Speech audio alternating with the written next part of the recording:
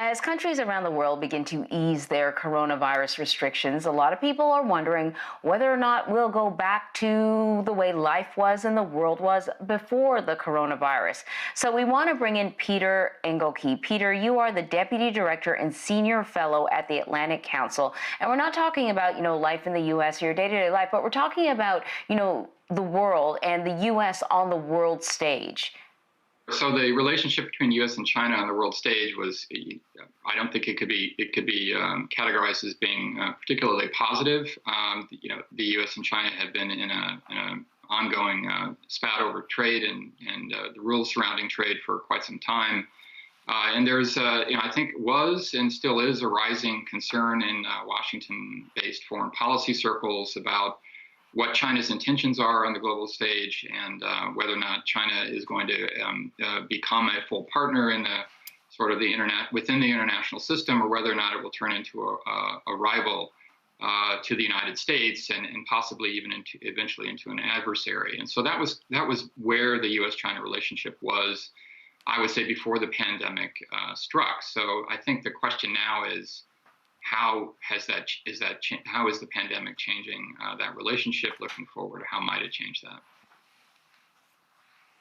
that? Let me ask you about the credibility of the United States around the world. How has the U.S. response to the coronavirus pandemic impacted the credibility of this country and its perception, perhaps, that has existed, for many, many years, perhaps going back to the initiation of the Marshall Plan, as a global leader? Do other countries, and I don't mean, Russia and China, I'm talking about our allies within NATO, for example, do they still see the United States as a global leader, one that is a reliable partner when it comes to attacking or taking on or confronting a crisis that is seen as a global threat?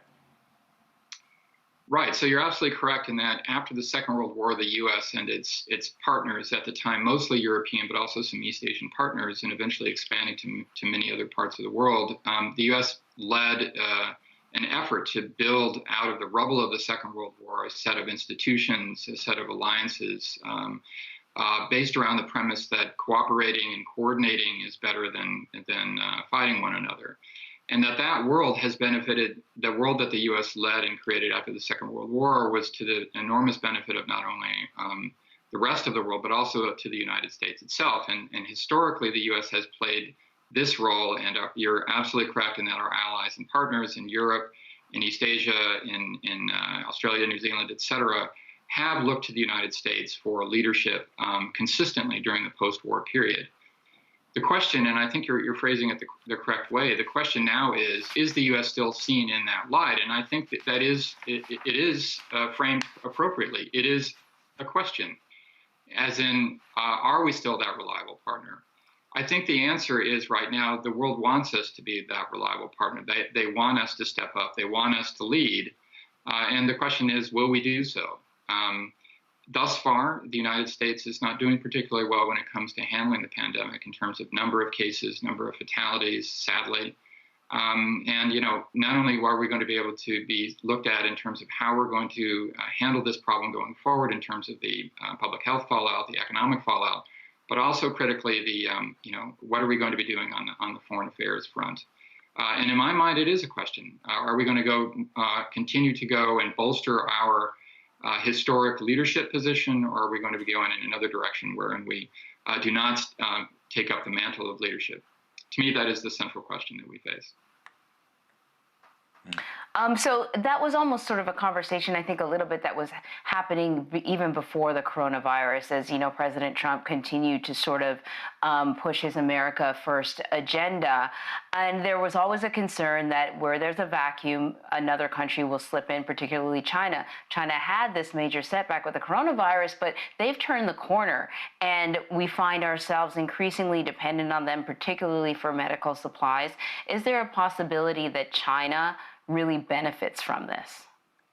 Sure. So there is my co-author and I for this Atlantic Council report that we just published, which creates three scenarios. One of those scenarios is essentially a China first scenario.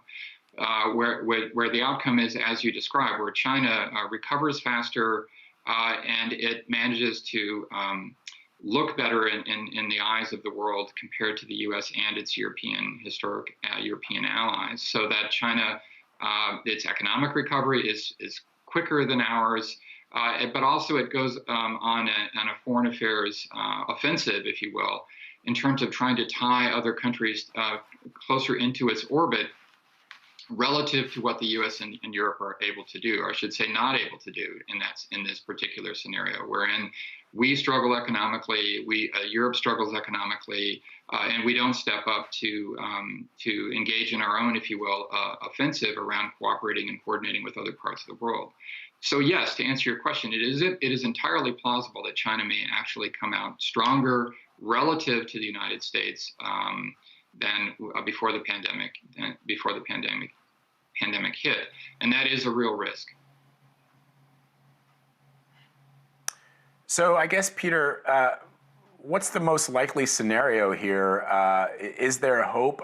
It's a strange question to ask, but I'm just trying to understand if that you see that through the rubble, just as you pointed out after World War II, in the rubble of that horrific war that took millions of lives, here we are once again faced with a global threat. And a lot of it is going to depend on measures that are taken, not just to ensure the safety and security of citizens in a particular state or country, but to ensure the safety of citizens all around the world, because people travel and people move between borders. So how do you see it all playing out? And I guess the question becomes, are you hopeful about that scenario?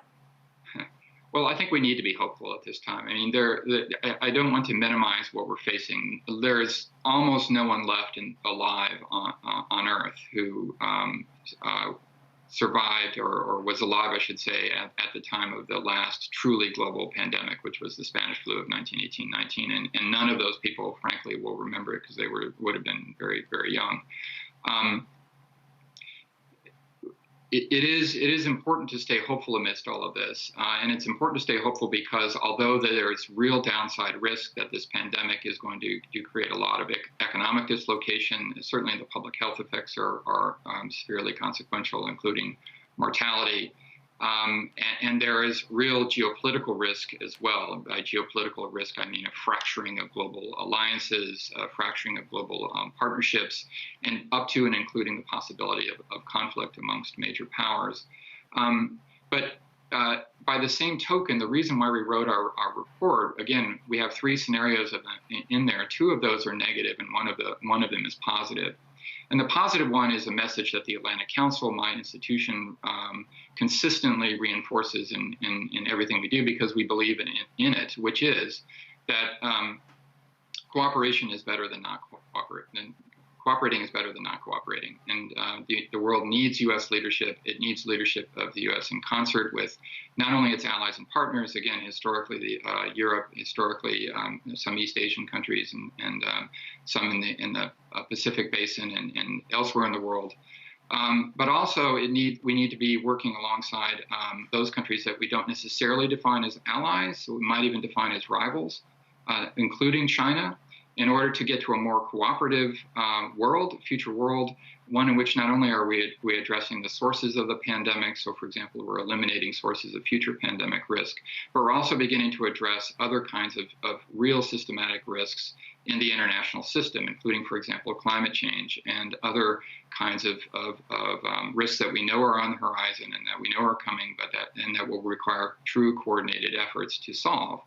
So there is a hopeful scenario that we do paint, which we call the new Renaissance, wherein the United States and leadership, bolstered by an American public that wants global solutions, we do pick up that mantle. We do lead alongside our allies and partners. We do work with China to address a host of questions on the medical front, i.e. the public health front, the economic recovery front, I should say, and in a variety of other ways in order to not only lift all the boats of all of the major three sort of poles of the world, which are the East Asian and Chinese pole, the European pole, and the North American or U.S.